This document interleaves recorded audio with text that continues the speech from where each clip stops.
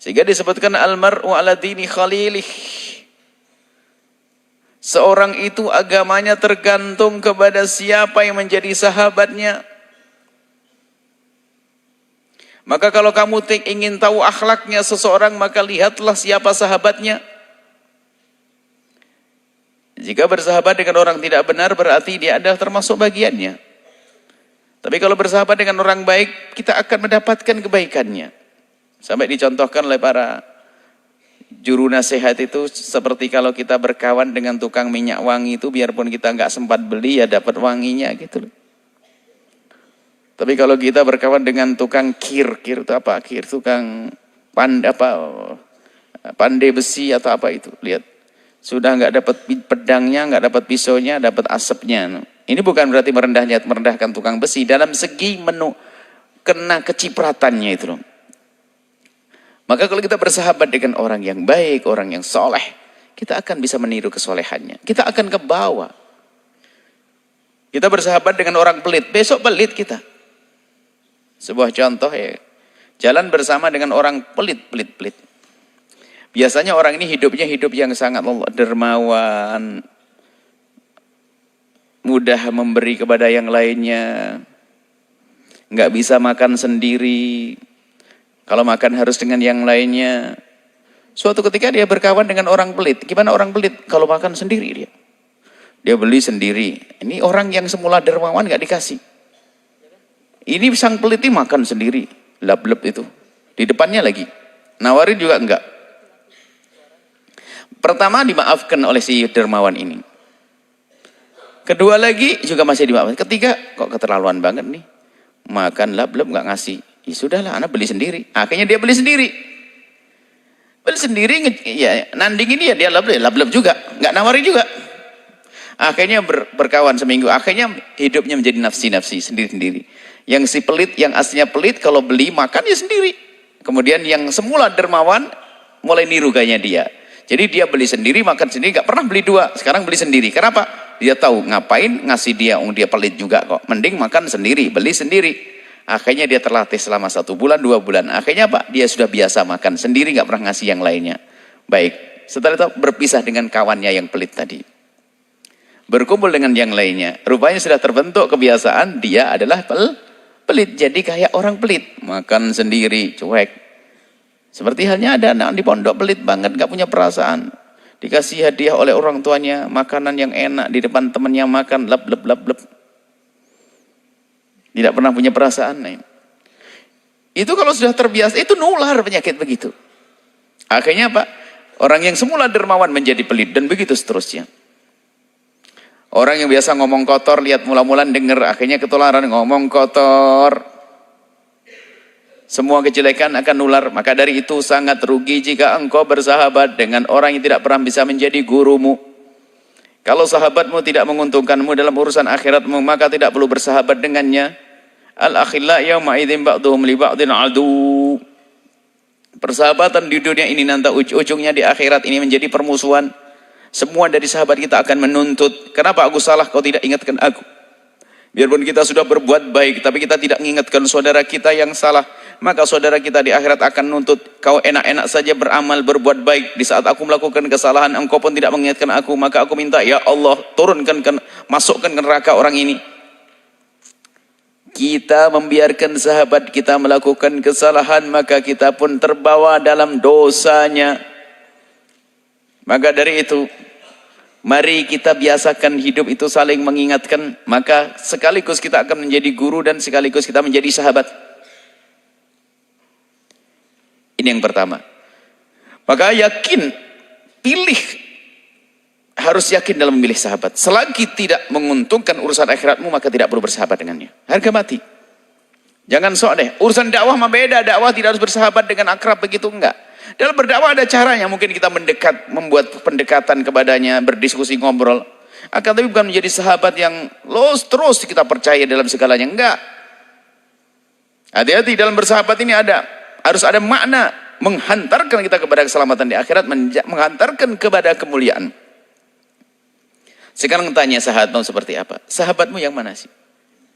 Termasuk di sini kami sebutkan tadi, termasuk pasangan istrimu kalau tidak menghantarkanmu kepada surgamu, maka itu adalah setan yang nyamar jadi istri.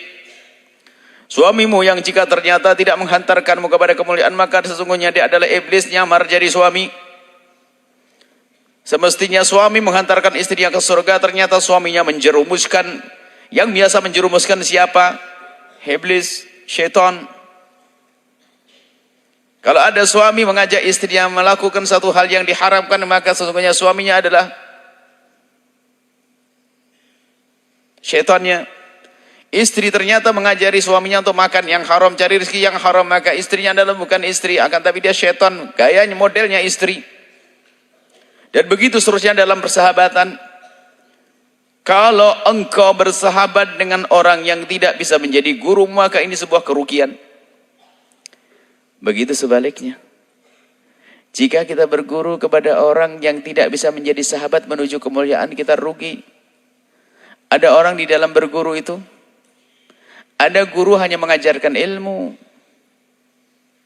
Guru mengajarkan ilmu, akan tapi tidak memberikan contoh kepada kemuliaan. Na'udzubillah. Maka kita selalu minta, ya Allah, kirimkan kepada kami guru-guru yang bisa membawa kami kepada kemuliaan, ya Allah. Berikan kepada kami pembimbing-pembimbing yang bisa mengantarkan kami kepada kemuliaan. Ada guru yang hanya memberikan ilmu, na'udzubillah. Tapi kita perlu guru yang memberikan suri toladan, guru yang bisa menghantarkan perilakunya kepada kemuliaan. Maka kalau orang berguru kepada orang yang tidak bisa menjadi sahabat menuju kemuliaan, maka sia-sia. Dia hanya akan mendapatkan ilmu saja, tapi tidak mendapatkan kemuliaan di hadapan Allah, dapat ilmu. Sehingga di dalam urusan berguru sendiri pun Syekh Zarnuji dalam kitab Ta'lim Muta'alim menjelaskan, pilih guru. Dan setelah itu memang kita tidak boleh merendahkan seorang guru, hati-hati, ini alamat keberkahan ilmu hilang. Tapi maksudnya adalah di dalam berguru kita harus memilih terlebih dahulu. Kalau kita berguru harus tahu siapakah guru yang akan kita ambil ilmu darinya. Din agama itu amanah. Faltanzur amman ta'khud dinak. Dari siapakah engkau mengambil ilmu agamamu ini? Orangnya akidahnya benar atau tidak? Sekarang sering orang mengentengkan, tidak mementingkan urusan akidah. Yang penting dia ngajari agama, mengajari Al-Quran, mengajari tajwid yang benar, ngajari hafal Quran, tapi tidak disadari bahwasanya ternyata dia membawa akidah yang sesat dan menyesatkan.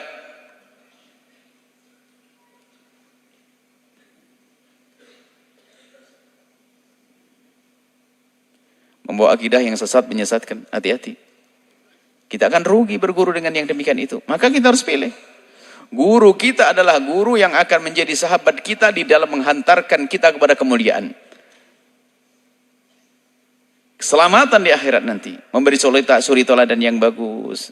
Akhlak yang mulia. Merindukan kita untuk menjadi mulia. Bukan sekedar mengajar ilmu selesai karena urusannya dia adalah urusan naudzubillah misalnya. Dengan uang yang diambil dari imbalan mengajarnya, mungkin hanya sekedar mendapatkan uang dari hasil ceramahnya, mungkin hanya dia tidak merindukan anak-anak orang-orang ini mulia, rugi. Berarti seorang guru di saat menyampaikan ilmu hitungannya adalah apa yang kembali kepadaku dari urusan dunia. Aku dikasih bayar berapa sih? Aku dikasih gaji berapa sih? Aku dikasih amplop berapa sih? Kalau sudah kita berguru dengan yang demikian ini, maka sesungguhnya kita telah salah berguru. Maknanya apa? Kita berguru kepada orang yang tidak membawa kita kepada Allah, akan tapi membawa kita kepada dirinya. Tapi kita tidak boleh suudzon sama orang. Hati-hati. Jangan berprasangka buruk kepada guru, lalu mengatakan gurunya hanya menginginkan dunia. Oh tidak. Nggak boleh kita. Maksudnya, ini pendidikan bagi kita. Kalau kita menjadi guru, hendaknya kita harus berusaha untuk menjadi sahabat baik buat anak-anak santri kita atau murid kita menuju kepada Allah, mengingatkan kepada kebaikan. Artinya sangat aneh kalau guru tiba-tiba mengajarkan kejelekan. Oh sangat aneh, sahabat biasa saja nggak boleh, nggak pantas. Apalagi guru mengajari yang jelek. Lihat pengaruhnya jika guru ngajari yang jelek, berlipat-lipat kejelekan akan dilakukan seorang santri atau murid. Ada pepatah Indonesia, tidak tahu dari mana sumbernya, tapi maknanya ada. Maknanya benar, kalau guru kencing berdiri, murid akan kencing berlari. Maksudnya apa? Guru melakukan satu kesalahan satu, murid akan mengambil kesalahan menjadi dua.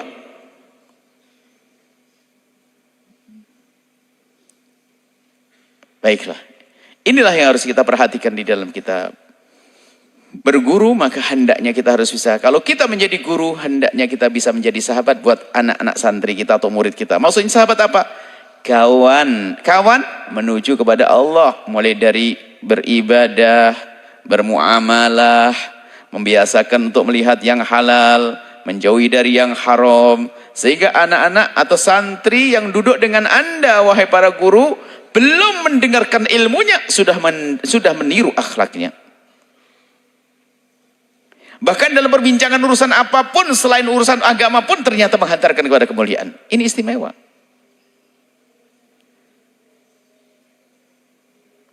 Ya. Inilah.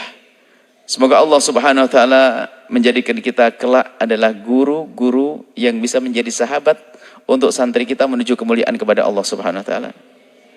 Dan semoga kita bisa menjadi sahabat untuk saudara kita, sahabat kita, yang sekaligus bisa menjadi guru mereka menuju kemuliaan di hadapan Allah Subhanahu wa taala.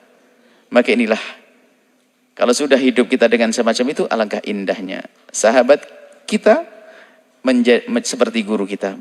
Guru kita seperti sahabat kita. Selalu menghantarkan kita kepada kemuliaan, membawa kita kepada kebaikan. Maka dari itu semuanya berusahalah. Pertama, menjadikan diri kita menjadi sahabat yang sesungguhnya untuk saudara kita, sahabat yang baik. Sekaligus kita bisa menjadi guru untuk mereka. Guru itu tidak harus duduk di atas kursi kemudian ngajar begini, enggak.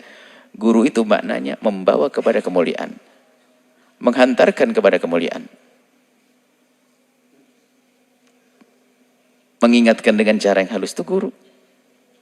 Kalau Imam Ali bin Abi Thalib mengatakan, ana abdu man 'allamani walau harfan, tidak harus mengajarkan ilmu yang banyak. Satu huruf, satu poin kebaikan adalah guru kita. Hendaknya kita bisa memberikan poin-poin kebaikan untuk saudara-saudara kita, tambahan-tambahan kebaikan untuk saudara-saudari kita. Begitu juga di saat kita menjadi guru, jangan hanya kita menyampaikan ilmu saja, tapi kita perlu menyampaikan perilaku, menyampaikan suri toladan, menyampaikan akhlak, yang dengan suri teladan serta akhlak itulah menghantarkan murid kita atau orang yang belajar kepada kita mudah menuju kepada Allah Subhanahu wa taala. Ini saja yang bisa kami sampaikan. Semoga Allah menjaga hubungan kita. Semoga Allah menjadikan kita hamba yang saling mencintai karena Allah. Semoga Allah menjadikan kita adalah sahabat yang saling menghantarkan kepada kemuliaan. Semoga Anda menjadi sahabat kami sekaligus Anda menjadi guru kami. Begitu sebaliknya, jika kami anggap sebagai guru Anda, maka semoga kami bisa menjadi sahabat baik untuk Anda. Dan Anda sebagai sahabat kami, semoga bisa menjadi guru untuk kami. Mengingatkan di saat kami salah, mengingatkan di saat kami punya kekurangan. Hidup dengan cara semacam itulah hidup yang dikehendaki oleh Rasulullah SAW dan yang dikehendaki oleh Allah Subhanahu wa taala. Tawassaw bil haqqi wa tawassaw bis sabri. Saling mengingatkan dalam kebaikan, saling mengingatkan dalam kesabaran menuju kemuliaan sehingga kita menjadi orang-orang yang beruntung dan tidak akan merugi selamanya. Ini saja, semoga Allah menjadikan kita hamba yang saling mencintai karena Allah. Mulia di dunia dan mulia di akhirat. Allah manjangkan umur kita. Allah mengampuni orang tua kita dan guru-guru kita semuanya. Allah manjangkan umur kita dalam ketaatan serta sehat walafiat. Dan Allah memberikan kepada kita semuanya adalah kemudahan. Allah mudahkan urusan orang tua kita. Urusan orang tua kita. Para wali santri, orang tuanya dimudahkan segala urusannya. Urusan rizki, urusan lahir, batin, dunia, akhirat. Dan semoga Allah mengirim kepada kita ahli surga yang bisa berjuang bersama kita. Dan semoga Allah memberikan ketulusan kepada semua yang telah berjuang. Dan semoga Allah memberikan kepada kita semua kelak husnul khatimah, mati dalam keadaan iman. Berkat Sayyidina Muhammad. Al-Fatihah.